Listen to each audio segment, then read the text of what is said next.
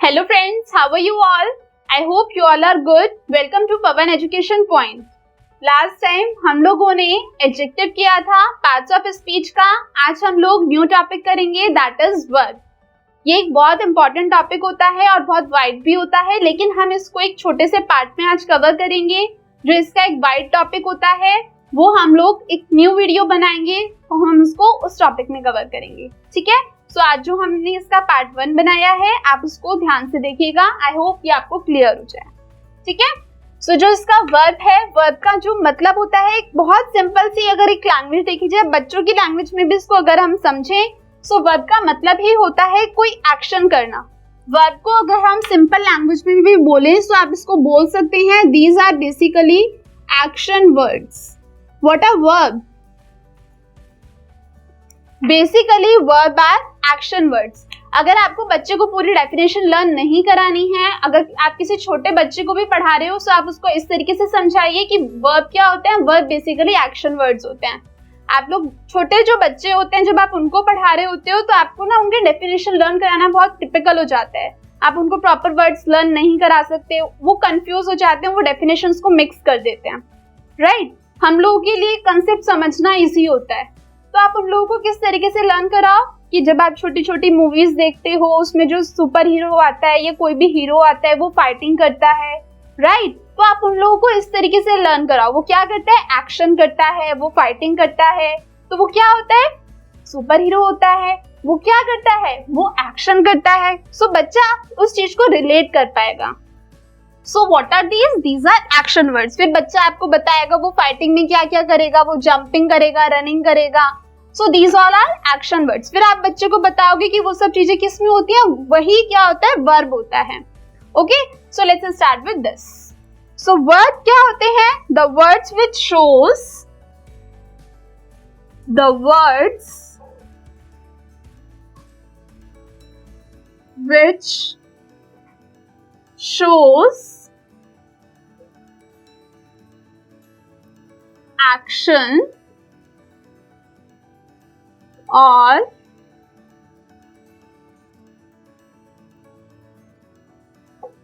state of work being done.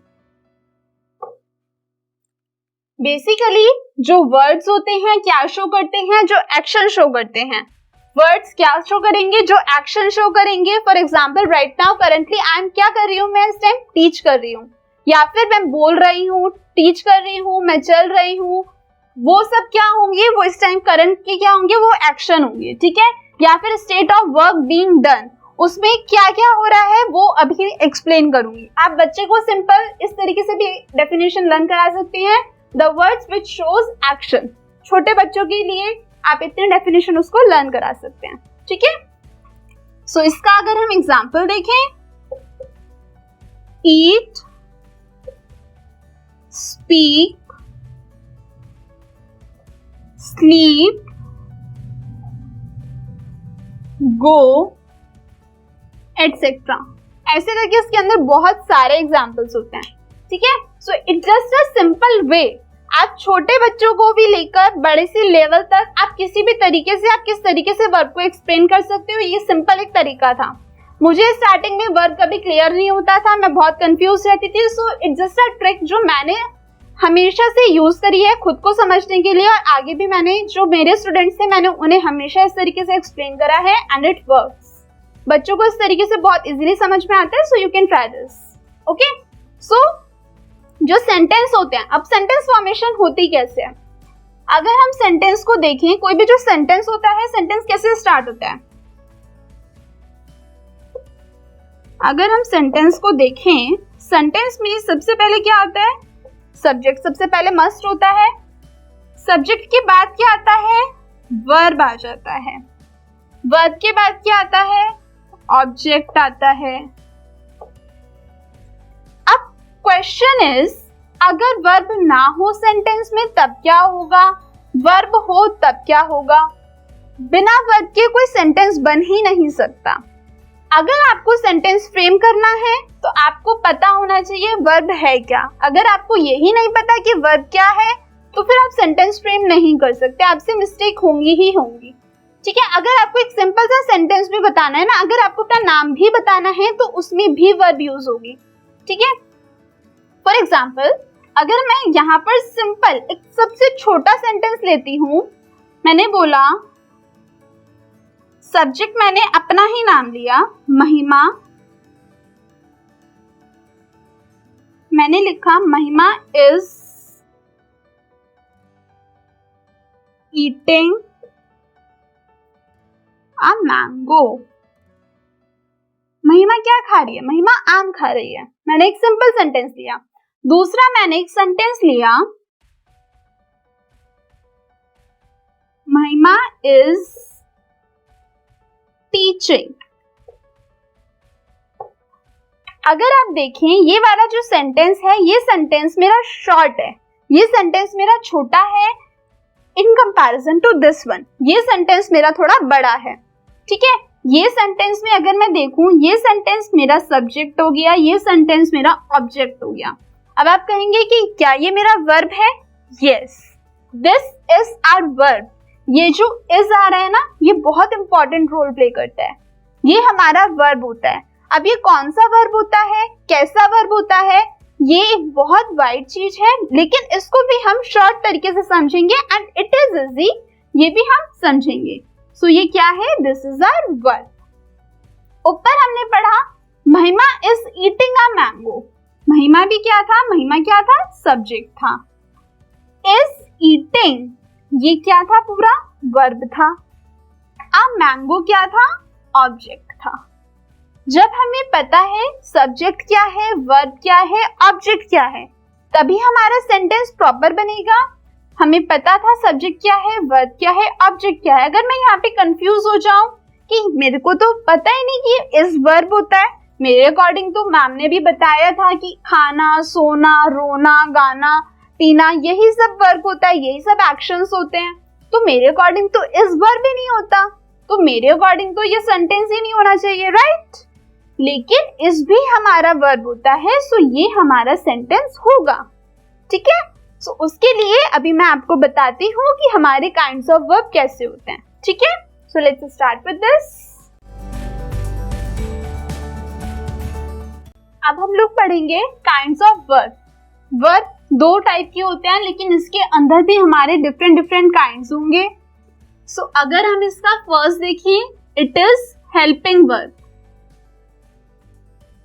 Helping verb, ठीक है। Second मैंने आपको बताया, जैसे आप बच्चों को समझाएंगे, एक्शन वर्ब भी बोल सकते हैं, एक्शन वर्ड, या आप इसको मेन वर्ब भी बोल सकते हैं।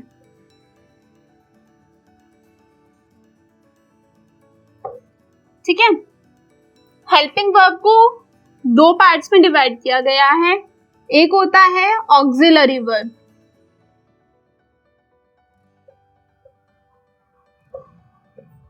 अब now the question is, auxiliary verb क्या होता है? ऑक्सिलरी वर्ब होता है जो आप लोग टेंस में यूज करते हो। For example, do, is, am, are, has, have, been, was, were, had, will, shall। इस टाइप से जो भी वर्ड्स होते हैं ये किसके अंदर आते हैं? ऑक्सिलरी के अंदर आते हैं। इसी का जो दूसरा पार्ट होता है ये इसका फर्स्ट पार्ट था, और दूसरा होता है मॉडल्स। ये भी जस्ट इसी की तरह होते हैं। उसमें क्या होता है मॉडल्स में? जैसे मे,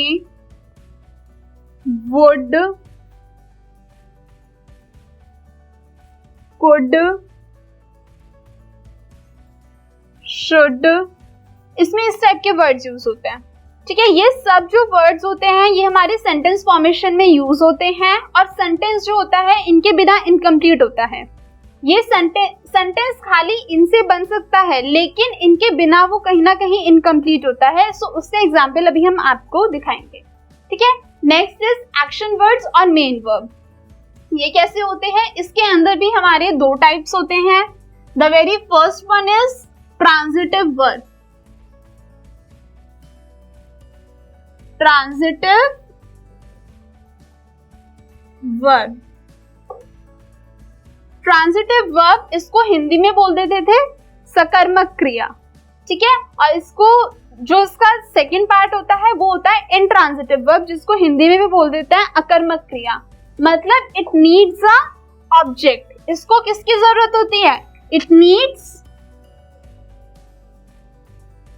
ऑब्जेक्ट। इसका अगर मैं आपको एग्जांपल दूं, राम लव्स, मैंने खाली अगर इतना लिखा राम लव्स, राम हमें पता है राम क्या है? नाउन है। लव्स हमें पता है लव क्या है? लव एक मेन वर्ब है, मतलब प्यार करना। राम प्यार करता है, लेकिन राम किससे प्यार करता है? हमें नहीं पता राम किससे प्यार करता है। So it needs an object. इसे किसकी जरूरत है? एक ऑब्जेक्ट की जरूरत है। अब राम किसी से भी प्यार कर सकता है। राम लव्स फ्लावर्स, ठीक है। राम को क्या पसंद है? राम को फ्लावर्स पसंद है। सो राम लव्स फ्लावर्स। तो हमारा सेंटेंस कंप्लीट हो गया। हमारे पास सब्जेक्ट भी है, हमारे पास वर्ब भी है, और हमारे पास क्या है? हमारे पास ऑब्जेक्ट भी है। हमारे पास प्रॉपर हमारी सेंटेंस फॉर्मेशन रेडी है। So this is transitive verb. Okay, इसमें क्या था? इसमें किसकी जरूरत थी? इसमें हमें ऑब्जेक्ट की जरूरत थी। हमारे पास सब्जेक्ट भी है, हमारे पास वर्ब भी है, और हमारे पास ऑब्जेक्ट भी है। Now the next one is intransitive verb. Intransitive verb.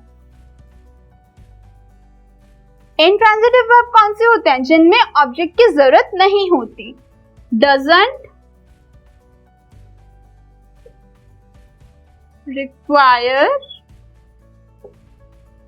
Object, ठीक है। इसमें ऑब्जेक्ट की जरूरत नहीं होती। फॉर एग्जाम्पल, दे जम्प्ड, वो कूद गए। दे जम्प्ड, वो कूद गए। वी प्लेड, हम खेले।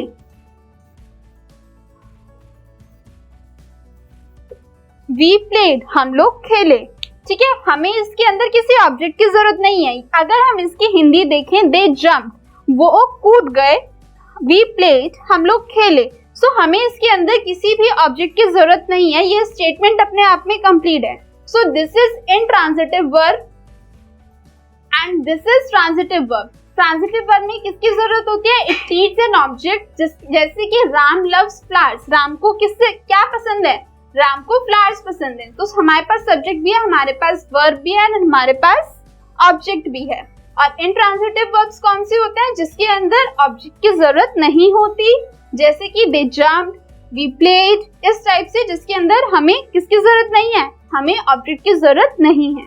हमारे पास सब्जेक्ट है एंड हमारे पास वर्ब है, that is enough. Okay, so this is all about kinds of verb, helping verb, action words.